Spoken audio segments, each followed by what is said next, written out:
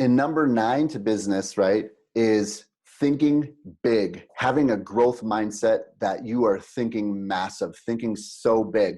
This is extremely crucial in your life and in your business because there's a lot of traditional things out there that allow people to stay in a comfort zone, to stay in a small space of maybe where they grew up, right? So I'll use me for an example in this scenario because my life started off in a very small town, right? I was beat when I was a child. I was in foster care. I was adopted, right? And our town was super small. My school isn't even there anymore because they don't have kids there, right? So I grew up in this small farm, and not many things were going on. And every time that I kept moving forward in my life, right, is I needed to get a job, right, while we were working, right? I needed to work in a factory. So when I was working in a factory, I always wanted to do more. I always wanted to have more. I always wanted to think bigger than everybody else.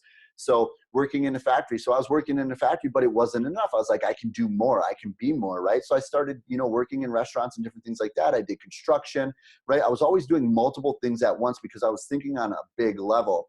Then when I joined the military, right, it opened my eyes to a whole nother perspective of thinking big, right? I'm a part of something bigger than myself, right?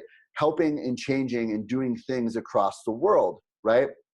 When I got out of the military and I started doing, entering into civilianization, getting a job, going to school, donating to nonprofits, right?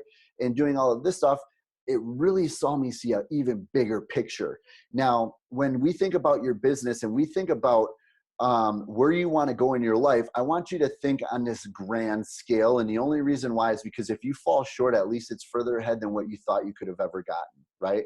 So when I started getting into sales and I started getting into, selling products, nutritional stuff in the fitness industry, coaching people, personal training and all of that stuff, I always thought my first goal was 6 figures. So I actually made a bet, and not necessarily a bet, but I just was really straightforward. And I told another employee and I said, by the end of the year, I'm going to make 6 figures no matter what.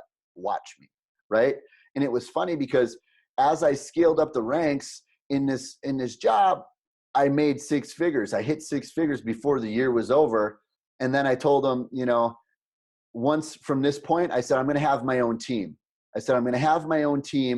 And I'm going to help more people by helping my team help more people, right? So not only was I was only able to help so many people by myself, but I told myself I wanted to have a team so that way each one of those people could help the same amount of people that as if I was alone by myself helping people, right? So I was helping 5 people help 20 to 40 people, right? And then I started helping 21 people help 20 to 40 people. And I kept expanding on that level. And I told myself I would have the biggest team in the company. And that's what I was going to do. So not only did this guy look at me when I first told him my original goal was to make 6 figures so I can be a little bit more financially free in my life, I hit that goal and he was like, I can't believe that you actually did that, right? And then when I told him the next goal, I actually hired him as one of those people that I was going to help and create a larger team, right? And then when I told him that we were going to hit $1 million, he looked at me like I was insane, right? And I kind of actually thought that at the same time, but I put the goal out there. I told myself I need to do this. This is what I was going to do.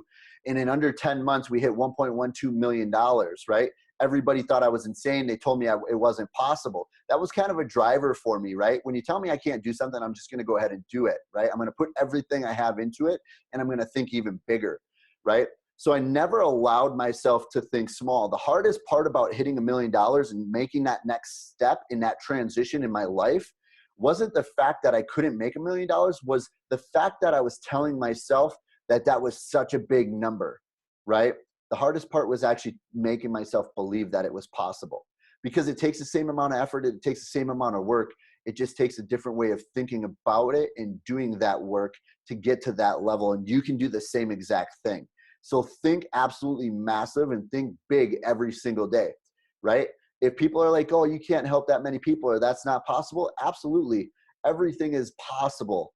You just have to figure it out, become extremely resourceful and creative, and never give up and just keep reaching. And I guarantee you, you'll have massive success in whatever area of your business, whether it's online fitness coaching, online business coaching, life coaching, personal training, network marketing, products or services, right? It doesn't matter what it is. You need to think bigger than everybody else, because no matter what you do, if you have this big grand scheme, somebody is going to come along and be like, wow, you're absolutely crazy.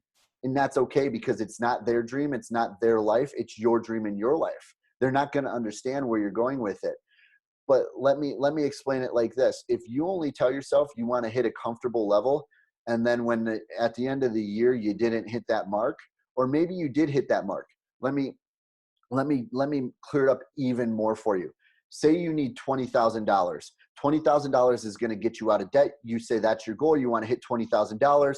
Now you hit $20,000. Guess what? You're still broke. That just actually got you out of debt. That didn't get you any further. It just got you out of debt. What's the next step?